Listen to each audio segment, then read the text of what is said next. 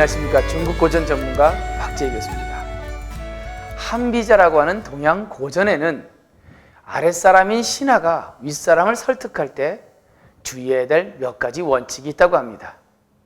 한비자에 보면 유세하기란 정말 어렵다는 뜻의 유세할 세자에 어려울 난자 세난편에 나오는 윗사람 즉 군주를 설득시키는 요령을 간추려 보면 이렇습니다. 첫째, 내가 설득하려고 하는 사람들의 마음을 읽어야 한다. 알지자, 마음심자, 지심입니다. 윗사람을 설득하는 것은 말을 잘하거나 논리가 중요한 것이 아니라는 것이죠. 내가 설득하려는 사람의 마음을 읽어내고 그 마음에 정확하게 맞게 설득을 해야 한다는 것인데요. 그러기 위해서는 그 사람이 결국 무엇을 원하는가를 정확히 읽어내야 한다는 것입니다. 예를 들어서 내가 설득하려는 그 사람이 명예와 명분을 원하고 있는데 그 앞에서 이익과 실리를 따다 붙여서 강조한다든지 라고 한다면 아마 천박하다고 욕을 먹을 것이고, 반대로 상대방이 실리를 찾으려고 하는데 그 앞에서 명분 어쩌고 하며 강조한다면 세상 물정 어둡다고 욕할 것입니다. 결국 설득의 가장 중요한 원칙은 상대방의 마음을 정확히 읽어내는 것이 중요하다는 것이죠. 둘째, 상대방의 비밀 누설은 반드시 금물입니다. 일이라고 하는 것은 비밀이 유지되어야 하는데 잘못 그 말이 누설돼서 결국은 일이 실패로 끝나는 경우가 종종 있습니다. 특히 상대방의 비밀을 잘못 건드리면 그로 인해서 오히려 화를 당할 수도 있다는 것입니다. 때로는요, 알아도 모른 척 해야 할 때가 있습니다. 안다고 다 말해서는 안 된다는 것이지요. 예를 들면 술 먹은 다음 날 직장 상사가 전날 행했던 그 어제 저녁의 주사를 그저 재미있다고 남 앞에서 공개적으로 말한다거나, 또 당사자가 가장 가슴 아프게 생각하는 그 약점을 거리낌 없이 떠들고 다닌다면 결국 그 사람은 화를 입게 될 것입니다. 세 번째, 이 설득의 원칙은요, 신임을 얻고 난 후에 말하라는 겁니다. 내가 설득하려고 하는 사람이 아직 충분한 신임도 얻지 못했는데 직설로 그를 설득한다면 결국 그 사람의 신상이 위태롭게 된다고 합니다. 조직에 들어온 지 얼마 되지도 않는 그런 사람이 마치 회사를 혼자 살릴 것이라고 하는 그런 자만으로 상사를 직설적으로 설득하려 한다면 결국 그 의견이 제대로 받아들여지지 않을 것이라는 이야기인데요.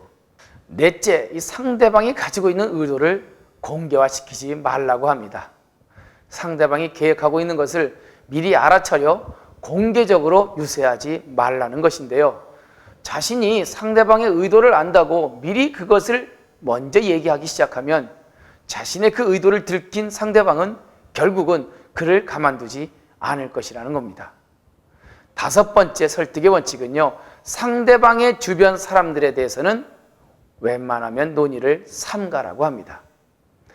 내가 설득하려는 사람의 주변에 있는 신하나 그 총애하는 사람 등에 대해서 내가 이러쿵저러쿵 이야기를 한다면 혹시라도 이간질한다고 생각할 수도 있기 때문이죠. 되도록 그 측근의 행적이나 그에 대한 평가는 조심스럽게 하라는 겁니다. 칭찬하면 아부한다고 할 것이고 비난하면 우리 사이를 떨어뜨리려 한다는 그런 오해를 불러일으킬 수도 있다는 것이죠. 여섯 번째, 설득에는 적절한 언어가 구사되어야 한다. 말을 간단히 하면 재주가 없다고 물리칠 것이고, 또 너무 장황하게 설명을 하다 보면 말이 너무 길고 수식한다고 할 것이고, 대강만 이야기하면 겁이 많아 할 말을 다 못한다고 생각할 것이고, 논리적으로 또 말한다 치면 너무나 소심하다고 할 것이고, 생각나는 바를 빠짐없이 다 말해버리면 거만하다고 할 것이니 상황과 그 분위기에 맞는 적당한 언어와 논리를 구사해야 한다는 겁니다. 일곱 번째요, 상대방이 뭘 좋아하는지 뭘 싫어하는지를 정확히 살펴야 한다. 유세의 가장 중요한 점은 상대방이 좋아하는 것을 미화시키고 상대방이 나쁘다고 생각하는 것을 덮어버릴 줄 아는 그런 것이라는 한비자 이야기입니다. 상대방이 가장 자랑스럽다고 생각하는 것에 대해서는 자주 이야기를 꺼내도 좋지만 상대방이 가장 부끄럽게 여기는 일에 대해서는 절대로 발설하지 말아야 한다고 합니다. 8번째 설득의 원칙, 군주의 마음을 얻기 위해서는 어쩌면 수단과 방법을 고르지 말라고 합니다. 상대방의 신임을 얻기 위해서는 수치스러운 일이라도 마다하지 않고 하라는 얘기인데요. 왜 이윤이라고 하는 아주 오래된 동양의 유능한 사람은요, 자기가 모시려고 하는 탕임금에게 등용되기 위해서, 그의 요리사가 되기 위해서 요리를 준비하고, 그리고 그 요리를 상대방, 즉 탕임금의 마음에 들게 한 후에 결국 탕임금과 가까워졌을 때 자신이 자리를 얻어서 자신의 능력과 경륜을 펼칠 수 있는 그런 기회를 가졌다고 합니다.